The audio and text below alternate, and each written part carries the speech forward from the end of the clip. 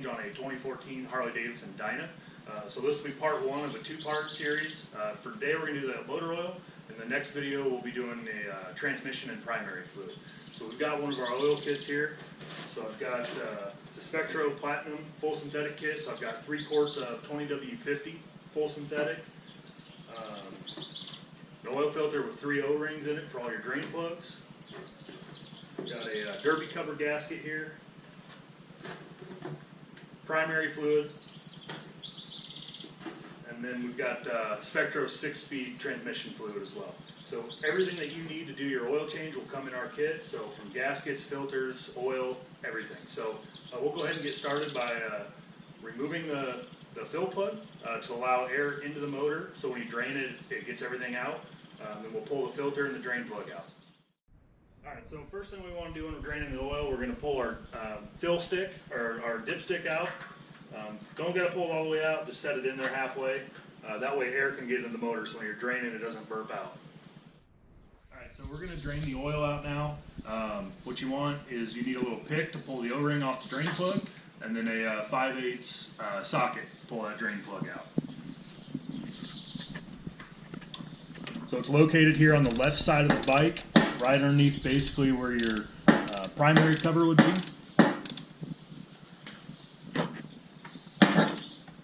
So get it loose, and then you can probably just back it out by hand.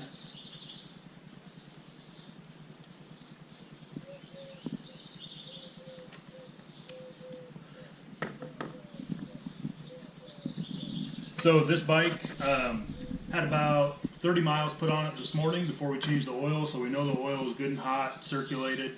You can see it's draining out with no problem, no burps or anything like that. So once you get your drain plug out, you want to inspect the end of it. Make sure you don't have any ferrous material. It's a magnetic drain plug, so if you see any almost fuzzies on it, that'll indicate that you might have something going on in the internals of the motor. So wipe it off real good, get the oil, check anything on the end, and then take your pick that you grabbed and just pull that old O-ring right off. So our kits come with the new O-ring, so you don't have to try to save it or anything, so just pull it right off of there and you'll put a new one on here in a little bit. Alright, so we're going to take our new O-ring, put it on the drain plug.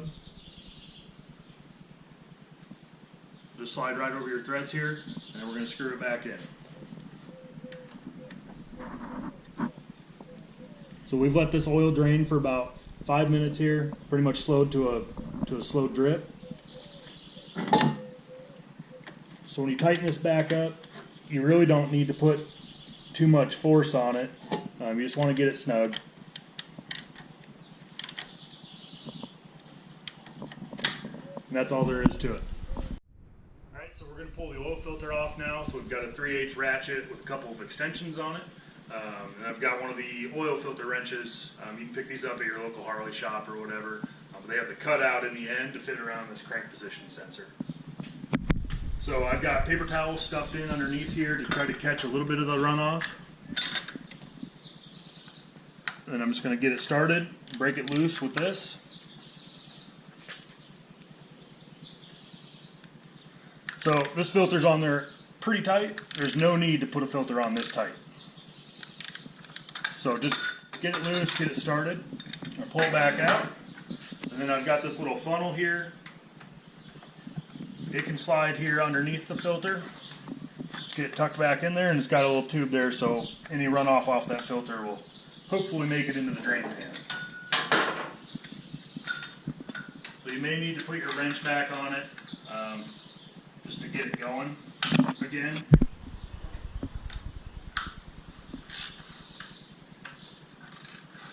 And if you don't have a funnel like this, I've seen guys use pop bottles that they cut up. You can use aluminum foil, whatever you got will work.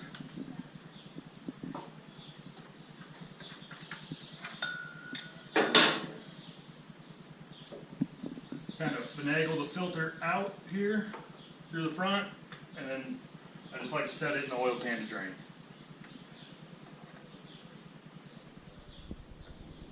Alright, so I've got my K&N filter here, got some oil, so I'm going to put just a little bit of oil in the filter just to get that filter media saturated before I put it on. Just helps ease startup a little bit.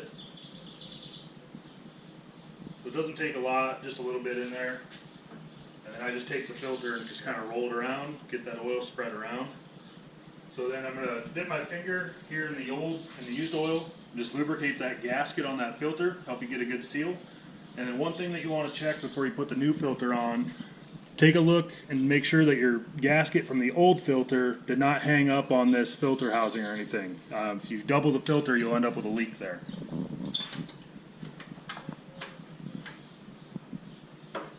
So we're going to put the new filter on.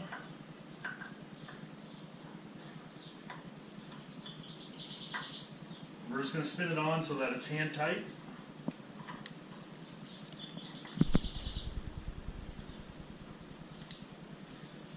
And then it's just a 17 millimeter socket to tighten this thing down. That's the nice thing about the K&N filters, they got a nut welded right on the end. So let me go grab that socket and we'll be right back. Alright, so I've got a 17 millimeter socket here to tighten down this K&N filter. Really doesn't take too much, just get it snug. And that's about all you need. If you put it on too tight, it'll just be a bear to get mad off.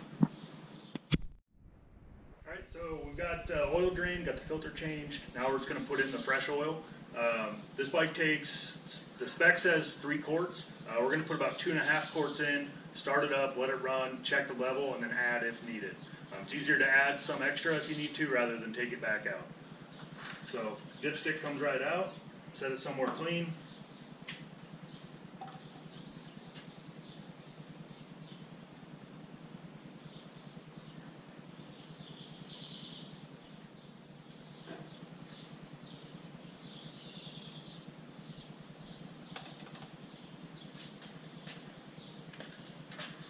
Just try not to drip any oil here on the exhaust, that way you don't get any smoke on startup. And that's really all there is to it.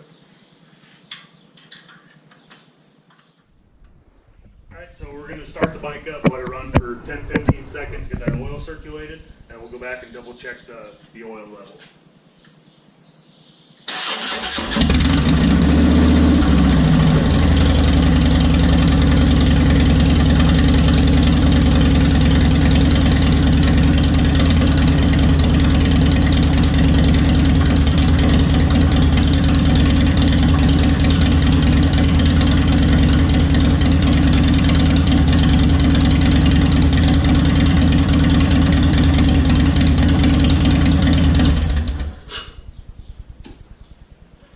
So then let it sit for a few more seconds, let all that oil drain back down to the bottom of the pan, and then check your level.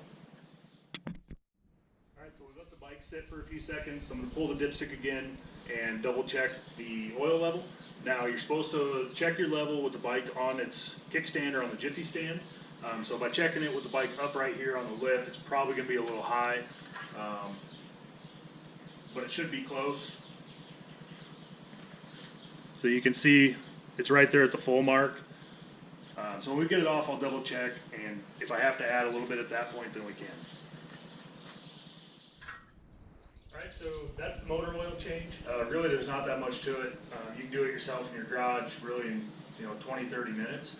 So if you're still paying a dealer to do it, it's something you can do at home for a lot cheaper, save a lot of money. Get one of your kits from us. The link will be down below in the description. And also in that link, I'll have a link to these t-shirts that we have for Cycle Oil Direct.